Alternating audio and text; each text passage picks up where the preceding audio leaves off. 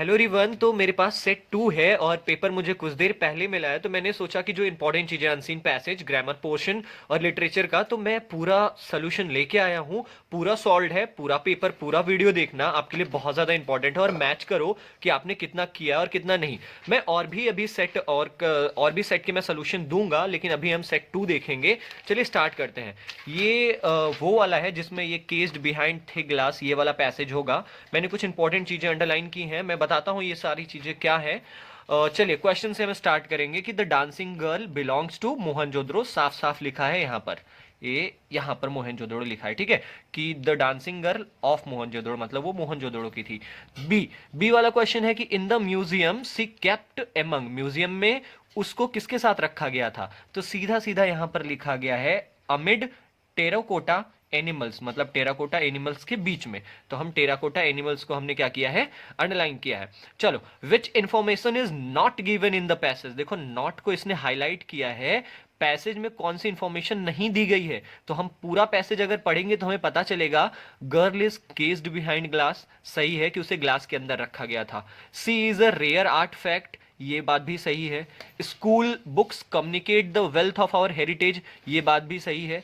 और तीसरा, she can not be rediscovered as she is bronze, यही इस पैसेज में नहीं दिया गया है। इसकी जगह पर क्या दिया गया है, ये देखो, ये यहां पर है ना कि terracotta animals to rediscover this bronze image. आपको टेराकोटा एनिमल्स के बीच में से होके गुजरना पड़ेगा इस ब्रॉन्ज इमेज तक पहुंचने के लिए, लेकिन यहां पर क्या किया है, कैन नॉट बी रिडिस्कवर्ड, तो यहां पर गलत है ये। चलिए fourth, great art has power, great art को शक्ति क्यों है, ये आंसर हमारा लिखा गया है the ability to communicate across centuries. क्या एबिलिटी है इसकी, ग्रेट आर्ट की, it appeals to us despite a passage of time, ये हमारा करेक्ट ऑप्शन होगा। द ज्वेलरी सी वियर्स, अब देखो इसका क्या है, बहुत ट्रिकी आंसर था इसका। पहला क्या है कि वो कौन सी ज्वेलरी पहनती थी, पहला पहला वाला ऑप्शन है, तो ये ज्वेलरी ये तो पहनती थी, इसके साथ साथ ये और भी कुछ पहनती थी, जैसे देखो सेल और आइवोरी, ठीक है, नेकलेस और बैंगल्स। लेकिन यहां पर ये वनली वर्ड दे दिया है, जिसकी वजह से ये ऑप्शन नहीं होगा। और दूसरा ऑप्शन तो हो ही नहीं सकता क्योंकि इसमें 2 पेंडेंट्स दिया है, वो तो 3 पेंडेंट्स की पहनती थी ना, 3 पेंडेंट्स। इसलिए हमारा लास्ट वाला option neither nor is correct, ये हमारा सही ऑप्शन है। सी रिमाइंड्स अस, वो हमें किस बात की याद दिलाती है, तो इसका आंसर जस्ट ऊपर था कि सी रिमाइंड्स अस, ये है ना कि wait, she reminds us that it is important to visit museum in our country to experience the impact that a work of art leaves on our senses। तो देखो क्या कुछ है क्या, पहला वाला ऑप्शन होगा नहीं, दूसरा वाला ऑप्शन आपको सबसे करेक्ट लगेगा, क्योंकि ये म्यूजियम्स कंट्री में एक्साइटिंग क्यों है ये हमें बताती है, इसलिए हमारा ये ऑप्शन करेक्ट होगा। एमंग, एमंग की मीनिंग पैराग्राफ नंबर 1 में ढूंढनी है, तो ये है ना अमिड टेराकोटा एनिमल्स, मतलब टेराकोटा एनिमल्स के बीच में, एमंग टेराकोटा एनिमल्स, ठीक है। तो एमंग का हमारा सिनोनिम क्या हो जाएगा, अमिड हो जाएगा। तो हम एच पे चलते हैं, the size of the dancing girl is equal to the length of the human palm, सही है कि गलत है, सही है। आप पूरा पैसेज पढ़ोगे तो आपको पता चलेगा, जो वो डांसिंग गर्ल थी वो केवल एक पाम, पाम मतलब हमारी हथेली होती है, केवल इतनी बड़ी थी, ठीक है। अब हमारा ये 8 मार्क्स वाला तो डन है। ओके अब हम करेंगे दूसरा passage, as the family finally sets off from home, ये वाला है, अपना पैसेज मैच कर लेना, फिर तभी क्वेश्चन आंसर पर चलना। चलो पहला क्वेश्चन पूछा है कि write 1 advantage and 1 disadvantage of allowing every family member to be a part of the decision making process. अगर फैसला लेना सभी फैमिली मेंबर्स के ऊपर हो तो क्या डिसएडवांटेज है और क्या एडवांटेज, हमें दोनों बताना है। तो यहां देखो डिसएडवांटेज क्या है कि टेम्पर्स हैव राइजन, मतलब कि पारा ऊपर चढ़ जाता है। फीलिंग इंजर्ड, लोग क्या करते हैं, मतलब बहुत थके थके महसूस करते हैं, चोटिल महसूस करते हैं, ठीक है। देयर इज एटलीस्ट 1 पर्सन ग्रैम्बलिंग, मतलब वहां पर एक पर्सन बड़बड़ा रहा होता है। तो डिसएडवांटेज तो ये है। एडवांटेज क्या होता है, अगर हम डिसीजन मेकिंग प्रोसेस में पूरे फैमिली मेंबर को लेते हैं तो ये प्रमोट करता है sense of togetherness and bonding, मतलब साथ होने का सेंस ये प्रमोट करता है। तो ये डिसएडवांटेज था, ये हमारा एडवांटेज था। दूसरा क्वेश्चन हम देखेंगे, in today's world what are parents asking their kids, इस मॉडर्न एरा में पेरेंट्स बच्चों से क्या पूछते हैं। तो बी वाला हमारा ऑप्शन यहाँ पर है। मैंने पहले भी बताया था कि ए का ऑप्शन आपको पहले पैरा में, दूसरे पैरा में, बी का ऑप्शन आपको दूसरे से तीसरे चौथे में मिलेगा, फिर उसके नीचे, ये बताया था प्रोसेस मैंने आपको जस्ट एक दिन पहले, ठीक है। चलो ये बी का आंसर है। क्वेश्चन पूछा है कि पेरेंट्स आस्किंग देयर किड्स, क्या आप पूछते हैं वो, तो वी आस्क देम, पेरेंट्स पूछते हैं द क्यूजिन दे प्रीफर, मतलब वो क्या खाना खाना पसंद करेंगे, the movie they want to see, वो कौन सी मूवी देखना पसंद करेंगे, the holiday they wish to go on. तो यहां से लेके यहां तक हमारा इसका आंसर था। मैं कीवर्ड्स बता रहा हूं, आंसर फ्रेम करना आपका काम था, मतलब मैं बस इतना कह रहा हूं कि आंसर हमारे यहीं से थे। अगर आपने इतना भी लिखा है तो कोई प्रॉब्लम नहीं है, लेकिन हाँ टू द पॉइंट आंसर देना होता है, इतना आप ध्यान रहे। आप ऑनेस्ट हो अपने आप से कि आपने किया है, तो हाँ किया है आपने। C, which two pieces of advice does the writer give to the parents, writer parents को कौन सी दो सलाह देता है। तो पहली तो देता है कि listen to your children and their silences, उनकी बातों को सुनिए, उनके खामोशी को भी सुनना चाहिए हमें, उनकी खामोशी को भी हम सुने, ठीक है। दूसरा हमारा ये था कि इंश्योर दैट, पेरेंट्स को इंश्योर करना चाहिए you keep some time aside for them, कि बच्चों के लिए कुछ टाइम निकालें। इंसिस्ट दैट, उन्हें ये इंसिस्ट करें, उनसे ये जानने की कोशिश करें देयर स्टोरीज, मतलब हम अपनी एक दूसरे की बात, पेरेंट्स और सन या डॉटर की बात एक दूसरे से एक्सचेंज होनी चाहिए। स्टेप इनटू देयर वर्ल्ड, उनकी दुनिया में जाके देखिए। तो ये दो पीसेस ऑफ एडवाइस हमें दिया है इस राइटर ने, ठीक है। हमारा आखिरी, बहुत इजी तो नहीं कह सकते लेकिन नंबर है, ये स्कोरिंग क्वेश्चन है हमारा, जिसमें हमें क्या मिलता है कि हमें अपने व्यूज देने हैं कि क्या इस पैसेज में पेरेंट्स को सपोर्ट किया गया है, आप कितने हद तक एग्री हैं इस बात से।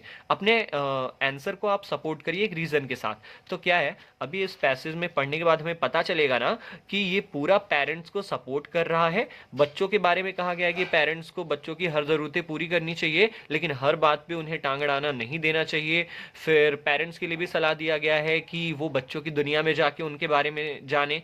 तो हमें बस इतना बताना है कि how far do you agree, आप इस बात से सहमत हैं कि नहीं है जो ऑथर कह रहा है, जो राइटर कह रहा है। तो यस, आई एम एग्री, क्योंकि पेरेंट्स हमारे क्या होते हैं, हमारे वेलबींग के लिए काम करते हैं, ठीक है। तो उनकी बात से हमें एग्री होना चाहिए, और we should know that we are younger than him and they had seen world far more than us, हमसे बहुत ज्यादा दुनिया उन्होंने देखी है। तो आपने आंसर कुछ भी फ्रेम करके लिखा होगा तो करेक्ट है वो, ठीक है। और बता दूं आपको 2 नंबर का क्वेश्चन था, तो कटने के ज्यादा चांसेस नहीं है, टेंशन मत लो। चलते हैं आगे हम। ये है हमारा 2.2 और बहुत इजी सेक्शन है, बहुत इजी पोर्शन है ये। पहला है कि द सिनोनिम ऑफ हर्ट, हमें हर्ट वर्ड का सिनोनिम मतलब समानार्थी, हर्ट मतलब होता है चोटिल और इंजर्ड मतलब भी होता है चोटिल, जो कि आपको पैराग्राफ नंबर 2 में मिल जाएगा। पैराग्राफ नंबर 2 चेक करो अपने क्वेश्चन पेपर में, वहां पर इंजर्ड वर्ड मिल जाएगा। आगे चलते हैं। The word which means the same as a style और method of cooking in paragraph number 4, paragraph number 4 हमारा यहाँ पे दिया है, एक वर्ड यूज हुआ है क्यूसिन, हुआ है ना। तो बस इसी क्यूसिन की इसने मीनिंग पूछी है, तो ये है क्यूसिन, मतलब मैंने बताया ना कि क्या खाना वो पसंद करेंगे, स्टाइल और मेथड ऑफ कुकिंग, कौन सा खाना पसंद करेंगे या कैसा खाना, ठीक है। क्यूशन खाने से रिलेटेड है कुछ। आगे, द एंटोनिम ऑफ एग्रीएबल मतलब जिससे हम आसानी से सहमत हो जाए, इसका आपको अपोजिट ढूंढना है। कहां पर ढूंढना है, पैराग्राफ नंबर 5 में ढूंढना है। तो पैराग्राफ नंबर 5 है हमारा यहां पर। अब हमें ढूंढना है एग्रीएबल का अपोजिट मिल गया ना, कॉन्फ्लिक्टिंग मतलब विरोधाभासी, या जिसमें बहुत ज्यादा कॉन्फ्लिक्ट हो, दरार हो। चलिए, ये तो हमारी बात हो गई अनसीन पैसेज की।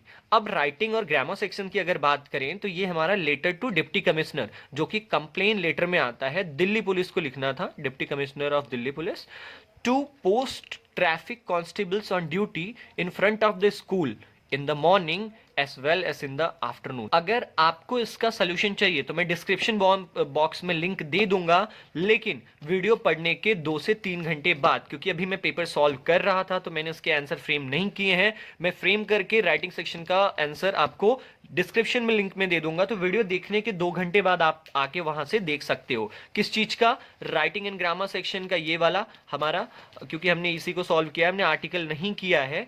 और उसके बाद स्टोरी में एक दे दूंगा, they leaved cricket and the aunt वाला, दे वर गुड फ्रेंड्स। ये मैं स्टोरी आपको दूंगा बनाने के, मतलब कि मैं बना के दूंगा, आंसर दूंगा सीधा आपको, लिंक दूंगा, वहां से आप डिस्क्रिप्शन में जाके देख लेना। अब हम बात करते हैं हमारे सबसे मेन टॉपिक जिसके लिए आप वीडियो देख रहे हो, ग्रामर पोर्शन, ग्रामर पोर्शन गैफिलिंग से स्टार्ट था, 4 मार्क्स, 4 मार्क्स एडिटिंग का था और 4 मार्क्स हमारा किसका था, रीअरेंजिंग का था। प्रॉब्लम कहाँ आई, प्रॉब्लम कहीं नहीं आई है, बहुत ज्यादा इजी ग्रामर पोर्शन दिया था। थोड़ा सा फर्स्ट क्वेश्चन सेट 2 का जो पहला क्वेश्चन था, बॉयज प्राइज ईच, इसमें लोगों को प्रॉब्लम हुई है, क्योंकि मैंने भी देखा कि 2-3 स्टूडेंट्स ने मुझे भी बोला कि इसमें प्रॉब्लम है। देखो क्या हुआ है, Buddhism has survived in India only among a comparatively small section of population। अब देखो among का वर्ड क्यों, among वर्ड यूज यहाँ पर क्यों हुआ है, क्योंकि जो ये बुद्धिज्म है ना, वो स्मॉल सेक्शन ऑफ पॉपुलेशन, मतलब कुछ पॉपुलेशन है उनमें भी वो बहुत थोड़ी है, तो बहुत ज्यादा के बीच में से अगर कोई एक चुनना है तो हम among का यूज करेंगे ना, बिटवीन 2 लोगों के लिए, among 2 से ज्यादा लोगों के लिए।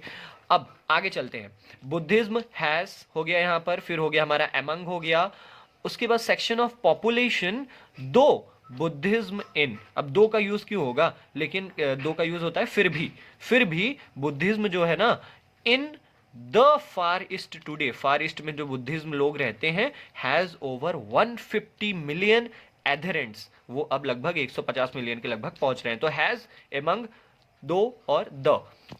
एडिटिंग की बात करेंगे, एडिटिंग में क्या है कि tourism is one in the biggest, बहुत इजी था, ऑफ करना था, one of the biggest business, ठीक है, in the world generating at least 280 million jobs, it is vital for the economies of many countries. तो हमने फिर से देखना है, इन काट के ऑफ करना था, ऑन काट के एट करना था, इन काट के सॉरी एन काट के द करना था और मच काट के मैनी करना था। बात करते हैं रीअरेंजिंग की। रीअरेंजिंग में क्या है, देखो ये थोड़ा सा प्रॉब्लम हो रहा था, लेकिन ईच से स्टार्ट होगा। कैसे, ईच ऑफ, ठीक है, the boys was given a prize, मिला लो, each of the boys was given a prize, हो गया ना। तो ये था तो हमारा पहला। आगे प्राइजेस था number a display on of were, तो हम क्या बनाया है हमने इसका, नंबर ऑफ, तीसरा हमारा कहां है, prizes, number of prizes were on a display, number of prizes were on a display, हो गया। वेट, नंबर ऑफ, हाँ सही है, number of prizes were on a display. तीसरा देखते हैं, these costly was of prizes each one, तो हमने यहां लिखा है, तीसरा सी वाला यहां पर है, each one of these prizes was costly. चौथा, athletes competition part were in the many taking, तो many athletes were taking part in the competition. तो ये तो था हमारा ग्रामर पोर्शन। आई होप आपको इजी लगा होगा जैसे मुझे लगा। अब चलते हैं हम थोड़ा लिटरेचर का एक्सट्रैक्ट बेस्ड क्वेश्चन देख लेते हैं। 2 एक्सट्रैक्ट बेस्ड क्वेश्चन इसने दिया था, पहला हमारा एनी ग्रॉगरी से था और दूसरा हमारा फुटप्रिंट से था शायद, हाँ, जिसमें ये ऑजेबल रहता है, सीक्रेट एजेंट रहता है, ये जिस भी बुक का हो, आपको मेरे दिमाग से उतर गया है। आगे चलते हैं, देखते हैं इसमें। पहला क्वेश्चन था कि द लेडीज हेयर, जो एनी ग्रॉगरी के जो बाल थे ना, उनको शहद जैसे कंपेयर किया गया था, वो शहद जैसे पीले थे, तो हमारा क्या आएगा, हनी आएगा। The young man has fallen, दूसरा क्वेश्चन था कि जो जवान आदमी था, हैज फॉलन इन लव, वो प्यार में पड़ गया था उस एनी ग्रॉगरी से। फॉर हर, क्योंकि, किस लिए वो प्यार में पड़ा था, उसके वेल्थ के लिए, पैसे के लिए नहीं, सोशल पोजीशन के लिए नहीं, क्योंकि नेता तो थी नहीं ना एनी ग्रॉगरी, माइंड के लिए नहीं, उसके लुक्स, उसके ब्यूटी के लिए उससे प्यार में पड़ा था, तो लुक्स हमारा करेक्ट आंसर होगा। तीसरा, पोएम और पोएट का नाम बताना है, तो पोएम हमारा था एनी ग्रॉगरी और पोएट था हमारा W.B. ईट्स। अब according to the poet, the lady wants the young man to love her, poet के अकॉर्डिंग लेडी क्या चाहती है कि यंग मैन उससे क्यों प्यार करे, किस चीज से प्यार करे, तो उसके इनर क्वालिटीज से प्यार करे। तो आई होप आपका ये सेक्शन भी कवर हो गया होगा। ऑसिबल वाले के लिए मैंने सीक्रेट एजेंट, न्यूनसेंस, फिर यस और ट्रिक, ये जो इसका था ऑसिबल वाले का था। अब हमारा बचता है लिटरेचर सेक्शन। अब देखो लिटरेचर सेक्शन में क्या है, आपने जो कुछ भी लिखा होगा, मैं उन सारी चीज़ों को तो मैं डिस्प्ले पे ला नहीं सकता हूं, लेकिन फिर भी लिटरेचर सेक्शन में आपके नंबर कटने के चांसेस बहुत कम होते हैं। मैं थोड़ा सा एक्सप्लेन कर देता हूं। Did the letter reach God, क्या गॉड तक वो लेटर पहुंचा? नहीं, क्योंकि वो पोस्ट मास्टर तक रह गया था। Why did the post master send a reply to Lencho, post master ने लेंचो को रिप्लाई क्यों भेजा? क्यों? क्योंकि जो लेंचो का विश्वास था वो भगवान पे बहुत ज्यादा था और वो पोस्ट मास्टर लेंचो का विश्वास टूटने नहीं देना चाहता था, इसलिए उसने क्या किया, पोस्ट मास्टर सेंडर रिप्लाई, इसलिए पोस्ट मास्टर ने रिप्लाई भेजा। और फिर हमारा मंडेला से था, और सेंट्रल आइडिया एनिमल्स चैप्टर का सेंट्रल आइडिया था। तो ये हमें हमारा लिटरेचर पोर्शन, लिटरेचर पोर्शन के भी आंसर मैं डिस्क्रिप्शन में दे दूंगा, बट वही प्लीज मुझे टाइम दीजिए 1 घंटे का, और मैं सारे लिंक्स वहां पर लिटरेचर के और राइटिंग सेक्शन के दे दूंगा। ग्रामर और अनसीन सेक्शन, अनसीन पैसेज तो हमने देख ही लिया। तो ये था हमारा पेपर, सेट 2 था। मेरे पास काफी सेट्स आए हैं, मैं और सेट्स अभी अपलोड करूंगा। तो keep watching, sharing our channel. Love you guys, bye.